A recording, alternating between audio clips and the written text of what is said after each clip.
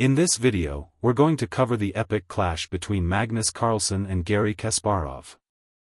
Magnus Carlsen, born in 1990 in Tønsberg, Norway, is widely regarded as one of the greatest chess talents of all time.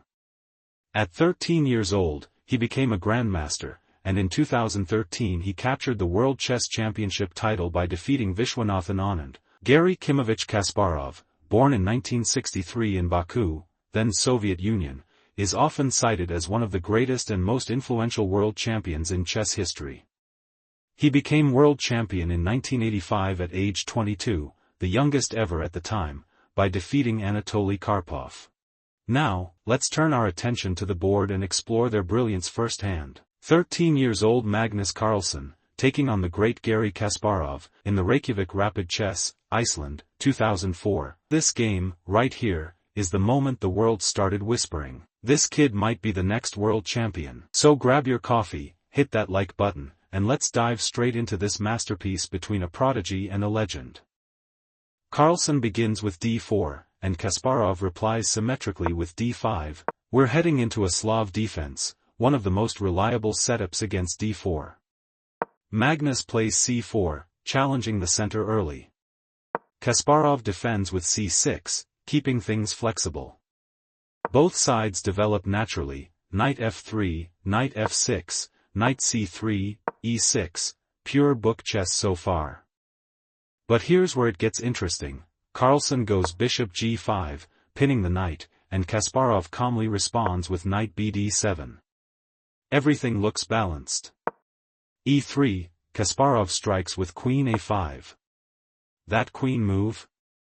It's very Kasparov, active, aggressive, looking for imbalances right away. Carlsen counters with knight d2, quiet, but deep.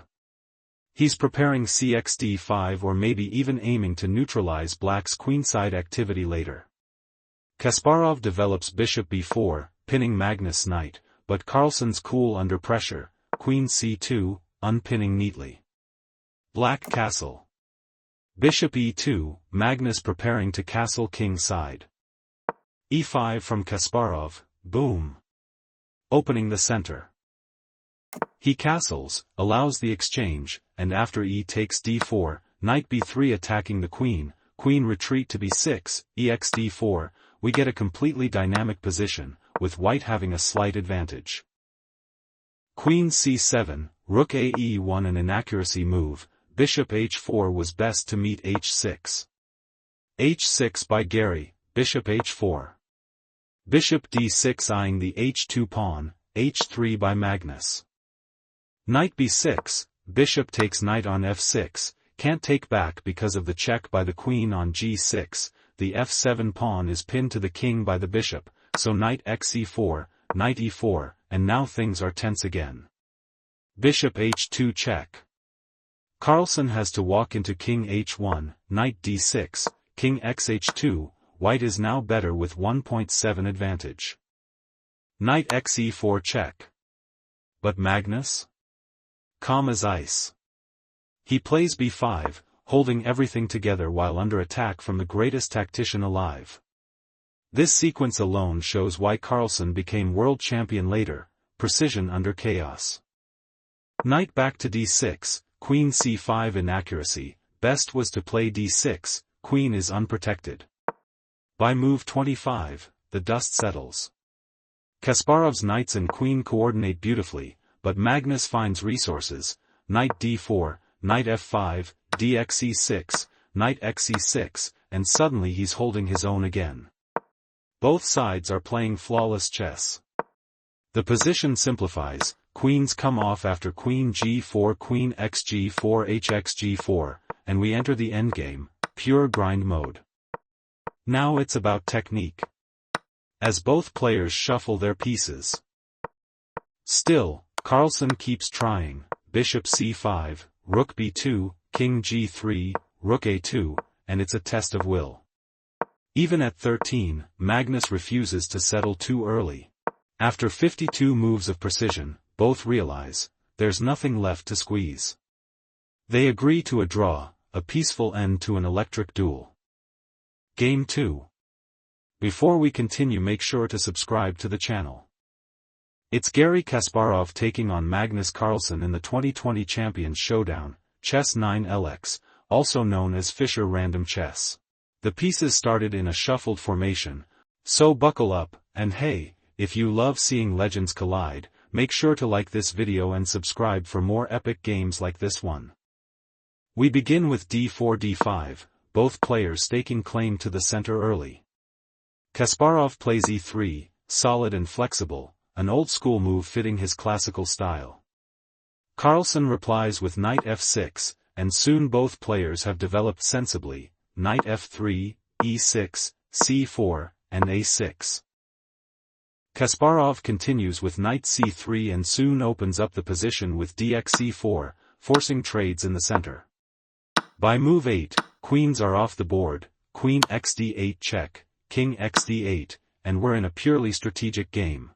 Kasparov's development is smooth, bishop d3, king e7, and then he castles queenside, bringing his rook to the center. Knight c6, rook d8, and then knight xe4, simplifying just enough to neutralize danger. Kasparov goes bishop c3, f6, and g4, boom. He's throwing pawns forward, going for space and activity. Bishop a5, bishop xa5, knight xa5, bishop c2, bishop c6, knight c4, rook xd8, and then g5. Magnus responds with f5, closing things up.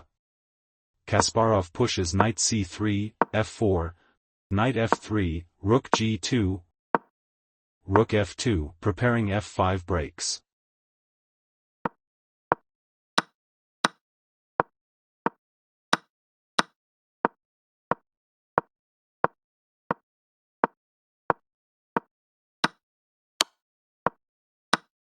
Endgame transition, the board simplifies into a rich rook and pawn endgame. Rook g5, picking up pawns. Rook c7, and rook b5, aiming to penetrate the second rank. Rook h7, e4, a5, and it's back and forth like two heavyweights trading jabs in round 12. h4, h5, rook xh5, and Carlsen neutralizes everything again. They're maneuvering perfectly, balancing attack and defense like it's a dance. By move 50, both players are left with kings and a handful of pawns, total equality, total respect. After nearly 60 moves of creative, engine-level play, they agreed to a draw. So if you enjoyed this generational clash between past and present, hit that like button, subscribe, and tell me in the comments, who do you think wins a rematch between Kasparov and Carlsen today? Until next time, keep your king safe, and your mind sharp.